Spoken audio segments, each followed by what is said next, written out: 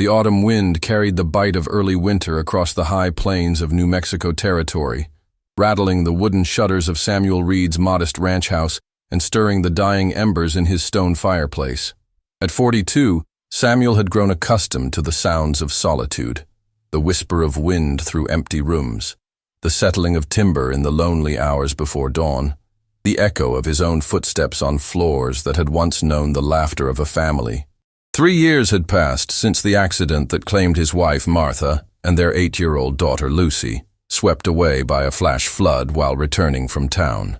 Samuel had buried them on the hill overlooking the valley and had spoken to no one but his horses and cattle since the funeral. The neighboring ranchers had tried to draw him back into the community, but grief had built walls around his heart that seemed impossible to breach. On this particular October night, Samuel sat in his kitchen nursing his 3rd cup of coffee and staring at the ledger that recorded the steady decline of his once prosperous operation. Without Martha's practical wisdom and Lucy's infectious enthusiasm, the ranch had become merely a place to exist rather than a home to cherish. He was considering whether it might be time to sell everything and disappear into anonymity when a sound from outside caught his attention. It was barely audible above the wind, a soft scraping noise that seemed to come from near the back of the house where he kept the rain barrels that collected water from the roof gutters. Samuel frowned, setting down his coffee cup and reaching for the rifle that never strayed far from his side. In this remote corner of the territory, unexpected sounds in the night could mean anything from wandering cattle to less welcome visitors. He stepped onto the back porch, the wooden boards creaking under his weight, and stood listening for several long moments. The sound came again, definitely from the direction of the rain barrels, followed by what might have been a suppressed cough or sob. Samuel descended the steps slowly, his bare feet silent on the cold ground, and approached the 3 large wooden barrels that stood in a row beneath the eaves. What he discovered there stopped him in his tracks. Curled inside the largest barrel, pressed against the curved wooden sides like a frightened animal seeking shelter, was a young Apache girl. She couldn't have been more than 16 or 17, though malnutrition and hardship had given her features a sharpness that made her age difficult to determine.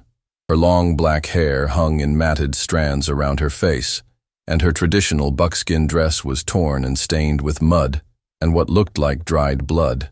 She was shivering violently, her arms wrapped around her knees in a futile attempt to conserve body heat. The barrel contained perhaps 3 inches of rainwater at the bottom, and her bare feet and lower legs were submerged in the icy liquid. Her lips had taken on a blue tinge that spoke of dangerous exposure to the cold, and her breathing came in shallow, rapid gasps that created small puffs of vapor in the night air. When she sensed his presence, her eyes snapped open, dark and wild with terror. She tried to shrink further into the barrel, pressing herself against the far side as if the wooden staves might somehow swallow her completely. A soft whimper escaped her throat, barely audible but laden with such desperation that Samuel felt his heart contract with unexpected sympathy. "Easy now," he said softly, keeping his voice low and non-threatening. "I'm not going to hurt you." She stared at him with the wide, unblinking gaze of a cornered animal, her body trembling not just from cold, but from fear so profound it seemed to emanate from her very soul.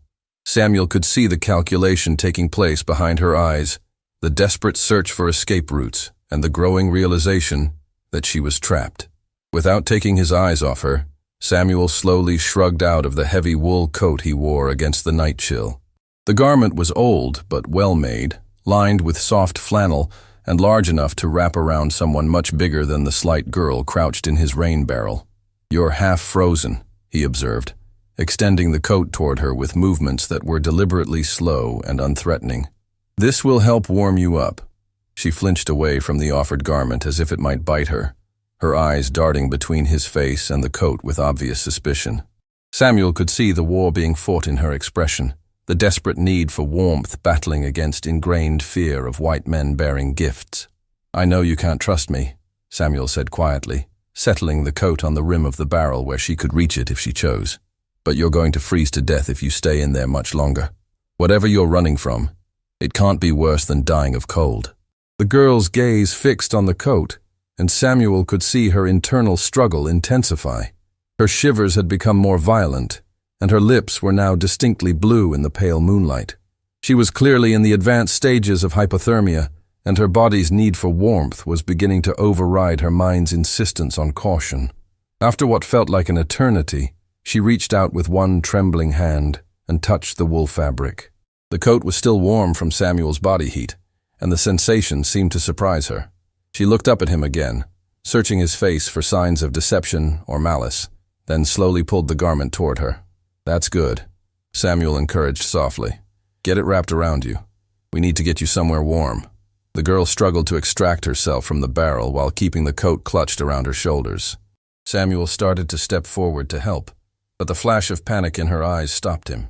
Instead, he remained where he was, hands visible and non-threatening, while she awkwardly climbed out of the wooden container. Once free of the barrel, she stood swaying slightly, the coat pooling around her feet like a dark lake. She was even smaller than Samuel had initially thought, probably weighing less than 90 pounds and standing barely 5 feet tall.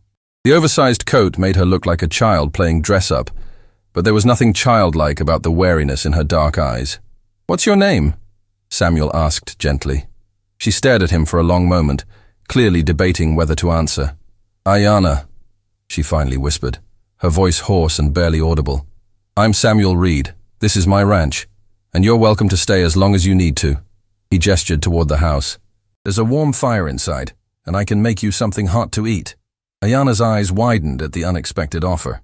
In her experience, white men who discovered Apache women hiding on their property usually responded with violence or demands for immediate departure. The simple kindness in Samuel's voice seemed to confuse her as much as it offered hope. "Why?" she asked, the single word carrying the weight of a lifetime's worth of betrayal and broken promises. Samuel considered the question, trying to find an answer that would make sense to both of them. The truth was complex, involving his own crushing loneliness, his memories of Lucy at a similar age, and something indefinable about this particular girl that called to the protective instincts he thought had died with his family. "Because you're cold and scared and you need help," he said simply, "and because it's the right thing to do." The concept of assistance offered without conditions or ulterior motives was clearly foreign to Ayanna's recent experience. She studied his face intently, looking for signs of deception or hidden agenda, but found only genuine concern and a bone-deep weariness that matched her own. "I have nothing to give you in return," she said, her voice growing slightly stronger. "I'm not asking for anything in return." Slowly, carefully, as if any sudden movement might shatter the fragile peace between them, Ayanna took a step toward the house, then another. Samuel fell into step beside her, maintaining enough distance to avoid triggering her obvious fear of close contact, while staying close enough to catch her if she collapsed. The interior of the house was a revelation of warmth and comfort after the harsh cold of the night. A fire crackled in the stone fireplace, casting dancing shadows on walls lined with books and simple furniture that spoke of a man who valued function over form. Ayanna stood just inside the doorway, overwhelmed by the sudden change from her desperate hiding place to this sanctuary of warmth and safety. "Sit by the fire," Samuel suggested, indicating a comfortable chair positioned near the hearth. "I'll get you something hot to drink." Ayanna approached the fireplace with the same cautious movements she had used outside, as if expecting the warmth to disappear or transform into something threatening. She settled into the chair with obvious relief, pulling Samuel's coat more tightly around her shoulders and extending her bare feet toward the flames. Samuel busied himself in the kitchen, preparing a cup of hot coffee liberally sweetened with honey and adding a generous splash of whiskey to help combat the hypothermia. He also sliced thick pieces of bread and spread them with butter and preserves, knowing that she was probably as hungry as she was cold. When he returned to the main room, he found Ayanna exactly as he had left her, still wrapped in his coat and staring into the fire with an expression of wonder, as if she had forgotten that such simple comforts existed in the world. "Here," Samuel said, offering her the cup. "This should help warm you from the inside." She accepted the coffee with both hands, wrapping her fingers around the warm ceramic and inhaling the rich aroma with obvious pleasure. The first sip made her eyes water, but she continued drinking with the determination of someone who understood the value of warmth in any form. "When did you last eat?" Samuel asked, settling into the chair across from her. 2 days. Ayanna admitted, her attention focused on the bread he had brought. Maybe 3. Samuel felt anger stir in his chest at the thought of anyone allowing a young woman to reach such a state of deprivation. "Help yourself," he said, pushing the plate closer to her. "There's plenty more where that came from." Ayanna ate with careful control, taking small bites and chewing thoroughly despite what must have been overwhelming hunger. She had clearly learned hard lessons about the dangers of eating too quickly after prolonged starvation, and Samuel found himself impressed by her self-discipline. As the warmth of the fire and the nourishment began to take effect, some of the desperate tension left Ayanna's posture. She no longer looked like she might bolt at any sudden movement, though wariness remained in her dark eyes. "What were you running from?" Samuel asked when she had finished eating. The question brought back the fear to her face, and she glanced toward the windows as if expecting to see pursuers emerging from the darkness. "The mission school," she said quietly. "San Gabriel. They said they were teaching me to be civilized, but—" Her voice trailed off, and Samuel could see the memories playing behind her eyes, none of them pleasant. "But they weren't very civilized themselves," he finished. She nodded, tears threatening to spill down her cheeks. "They said my people were savages, that everything about my old life was evil. They cut my hair, burned my clothes, beat me when I spoke Apache. They said I had to forget everything I was before." Samuel felt his anger intensify at the casual cruelty described in her matter-of-fact tone. He had heard stories about the mission schools and their attempts to kill the Indian to save the man, but hearing it from someone who had experienced such treatment firsthand made it real in a way that second-hand accounts never could. "How long were you there?" 8 months, since my band was taken to the reservation. I tried to run before, but they always caught me. This time I think I got far enough away." The hope in her voice was heartbreaking in its fragility, the desperate wish of someone who had been disappointed too many times to truly believe in safety. "How far did you travel?" 3 days on foot, maybe more. I lost track. She looked down at her torn and bleeding feet, as if seeing the damage for the first time. "I saw your light and thought maybe I could hide until morning, then keep going." Samuel studied her face, noting the exhaustion that went deeper than physical fatigue. This girl had been pushed beyond her limits and was operating on pure survival instinct. "Where were you planning to go?" "Mexico, maybe. Or west to the mountains. Somewhere they won't look for me." The futility of her plan was obvious to both of them. A young Apache woman alone on the frontier, without supplies or protection, would be lucky to survive a week. But Samuel could see in her eyes that she understood the odds and had chosen to face them rather than return to the mission school. "You don't have to keep running," he said quietly. "You can stay here." The offer hung in the air between them, simple and profound. Ayanna stared at him with something approaching shock, as if the concept of voluntary sanctuary was beyond her comprehension. "You don't know what you're saying," she whispered. "If they find me here, they'll punish you too. The missionaries have friends in the territorial government. They can make trouble for anyone who helps me." "Let me worry about that," Samuel replied. "This is my land, and I decide who's welcome on it." For the first time since he had found her in the rain barrel, Ayanna's careful composure cracked completely. She buried her face in her hands and began to cry, not the quiet tears of sadness, but the deep, wrenching sobs of someone who had been holding back overwhelming emotion for far too long. Samuel sat quietly, giving her the space to release the pain and fear she had been carrying. He understood something about grief and loss, about the way trauma could build up inside a person until it had to find expression or destroy them from within. When the storm of emotion finally passed, Ayanna raised her head and looked at him with eyes that were clearer than they had been since their first meeting. "Why would you do this for me?" she asked. "You don't even know me." Samuel was quiet for a moment, considering how to explain feelings he was only beginning to understand himself. "I had a daughter once," he said finally. "She would have been about your age now. I like to think that if she had been in trouble, someone would have helped her." The simple honesty of his answer seemed to touch something deep in Ayanna's heart. She reached across the space between their chairs and placed her small hand on his weathered one, a gesture of gratitude that transcended the need for words. "Thank you," she whispered. That night, Samuel gave Ayanna the spare bedroom that had once belonged to Lucy, complete with clean sheets and a warm quilt that Martha had stitched by hand. As he lay in his own bed listening to the wind outside, he realized that for the first time in 3 years, his house didn't feel quite so empty. In the morning, he woke to the smell of coffee brewing and bacon frying, sounds that belonged to a life he thought he had lost forever.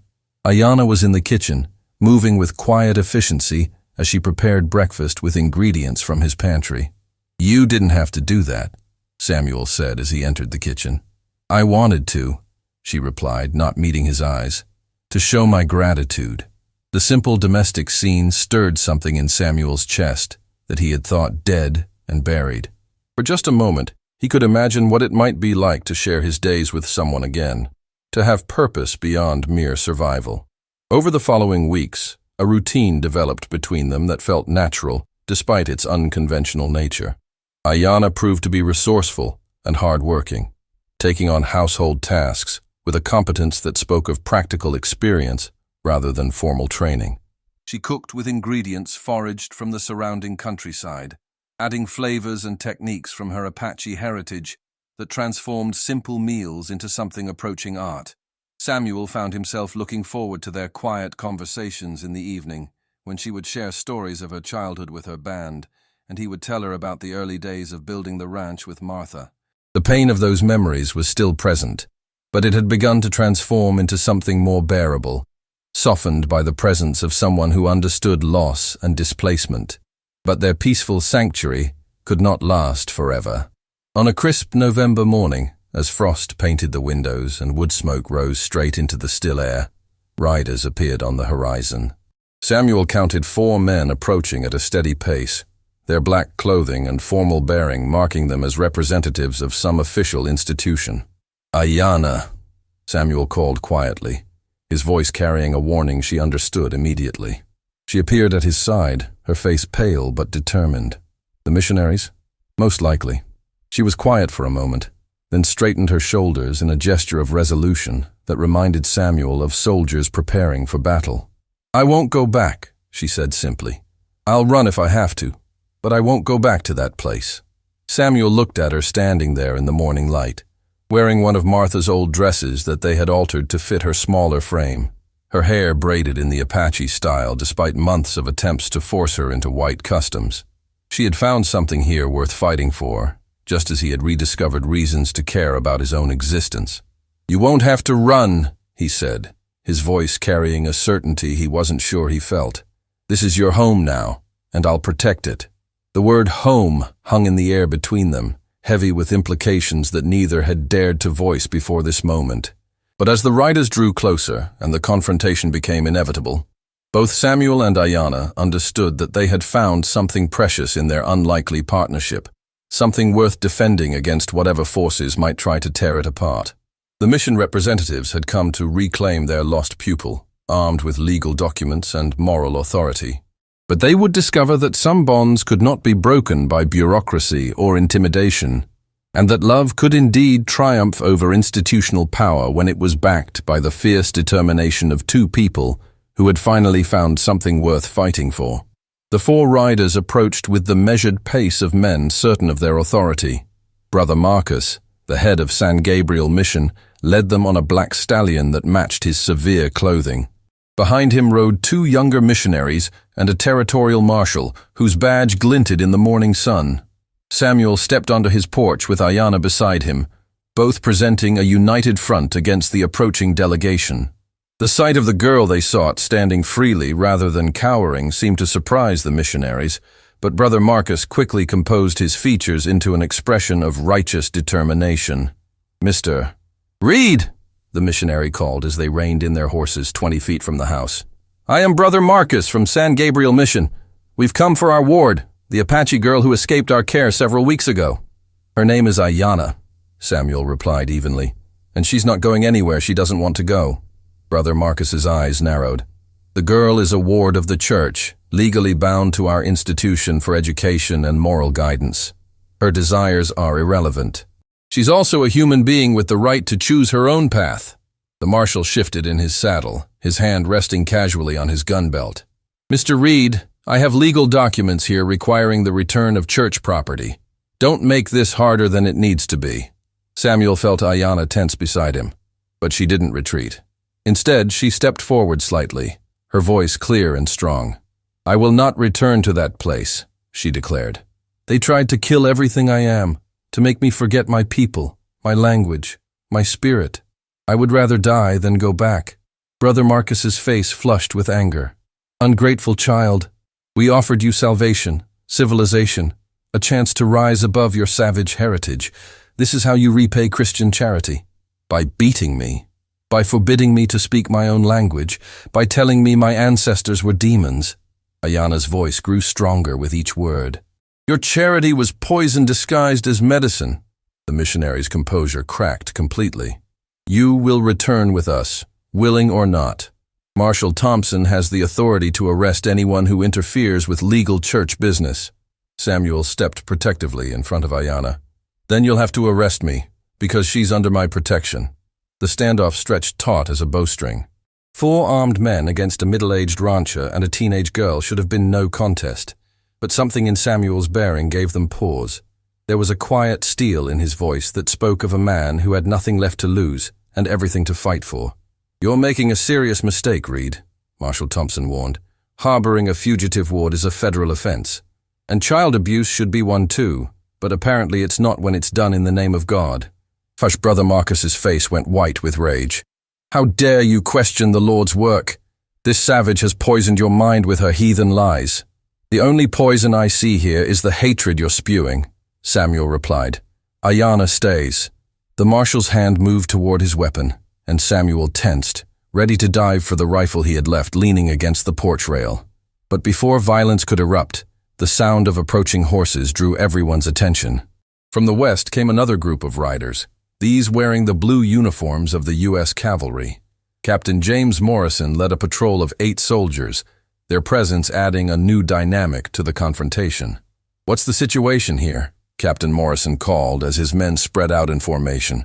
Brother Marcus quickly assumed an air of injured authority. "Captain, we're simply trying to recover church property. This rancher is illegally harboring a ward of our mission school." Captain Morrison's eyes moved from the missionaries to Samuel and Ayana, taking in the protective stance of the rancher and the obvious fear in the girl's eyes when she looked at the missionaries. "I'll need to see your legal documents," the captain said formally. Marshal Thompson produced a set of papers from his saddlebag and handed them over. Captain Morrison read them carefully, his expression growing increasingly troubled. "These documents show transfer of custody from the Bureau of Indian Affairs to the mission school," he said finally. "But they're dated 8 months ago, and there's no record of renewal or extension." "The arrangement is permanent," Brother Marcus insisted, "until the girl reaches majority or is deemed sufficiently civilized." "Actually," Captain Morrison replied, consulting a different document from his own saddlebag, "recent territorial legislation requires annual review of all such arrangements. Without current documentation, this young woman is free to determine her own residence." The missionary's face went purple with fury. "This is outrageous. You're allowing a savage to corrupt a God-fearing man with her wiles." Samuel had heard enough. "Get off my land," he said quietly, but with unmistakable authority. "All of you. Ayana has made her choice. The law supports her right to make it, and you're no longer welcome here." Brother Marcus pointed a shaking finger at them both. "This is not over. The church has powerful friends in the territorial government. We will not let this stand." "Maybe so," Samuel replied. "But today, you leave." The missionaries had no choice but to withdraw, their legal authority undermined by Captain Morrison's interpretation of territorial law. As they rode away, Brother Marcus called over his shoulder, "You'll regret defying the Lord's work, Reed. Both of you will pay for this blasphemy." Captain Morrison watched them go, then turned back to Samuel and Ayana. "You should know that their threat isn't empty. The mission schools do have political influence, and they don't like being defied. We'll face whatever comes," Samuel said simply. The captain nodded approvingly. "For what it's worth, I think you're doing the right thing. I've seen too many of these schools destroy good people in the name of salvation." As the cavalry patrol rode away, Samuel and Ayana stood together on the porch, both understanding that they had won a battle, but not the war. The missionaries would return with better documentation, more influential friends, and renewed determination to reclaim their lost ward. "I've brought trouble to your home," Ayanna said quietly. "You've brought life to my home," Samuel corrected. "And I won't let anyone take that away." That evening, as they sat by the fire discussing their options, Samuel made a decision that surprised them both. "Marry me," he said suddenly, the words emerging without preamble or elegant presentation. Ayanna looked up from her sewing, eyes wide with shock. "Samuel, I know it sounds crazy," he continued, the idea gaining momentum as he spoke. "But if you're my wife, legally married under territorial law, the mission school loses any claim to you. You'd be free forever. You would do that? For me?" "I would do that with you," Samuel corrected gently. "If you'll have me." Ayanna set down her sewing and moved to kneel beside his chair. "You saved my life when you found me in that barrel. You gave me more than your coat. You gave me hope, kindness, a home. If you'll have me as your wife, truly your wife, then yes." The kiss they shared was tender and full of promise, sealing a bond that had been growing since that first night when warmth and compassion had triumphed over fear and loneliness. 3 days later, they stood before Judge Harrison in the territorial courthouse, exchanging vows that would bind them legally and spiritually. Captain Morrison served as witness, along with Dr. Sarah Collins, one of the few people in town who openly supported their union. "Do you, Samuel Reed, take Ayanna to be your lawfully wedded wife?" "I do." "And do you, Ayanna, take Samuel Reed to be your lawfully wedded husband?" "I do," she replied, her voice strong and clear.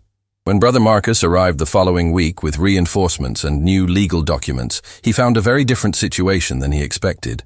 Ayanna was no longer a ward of anyone. She was Mrs. Samuel Reed, a married woman with full legal rights under territorial law.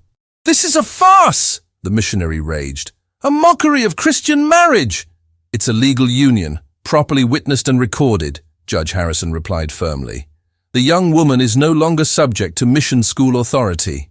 As the defeated missionaries rode away for the final time, Samuel and Ayanna stood together in their yard, watching the sunset paint the sky in shades of gold and crimson. The ranch that had once echoed with loneliness now rang with laughter and conversation, transformed by love into something neither had dared dream possible. "Do you regret it?" Ayanna asked, leaning against her husband's strong shoulder. "Marrying someone you barely knew to save her from the mission school?" Samuel pulled her closer, breathing in the scent of her hair and feeling the solid warmth of her presence against his side. "I regret only that it took me so long to realize what I was really saving." "And what was that?" "My own heart," he replied simply. "You didn't just find shelter in my rain barrel, Ayanna. You found the key to unlock everything I thought I'd lost forever." Years later, as their children played in the same yard where their love had first taken root, Samuel and Ayanna would tell them the story of how their mother had been cold and frightened, curled in a rain barrel, and how their father had wrapped her in his coat and, in doing so, had discovered that sometimes the greatest gifts come disguised as burdens, and that love can bloom in the most unlikely places when nurtured by kindness and protected by courage.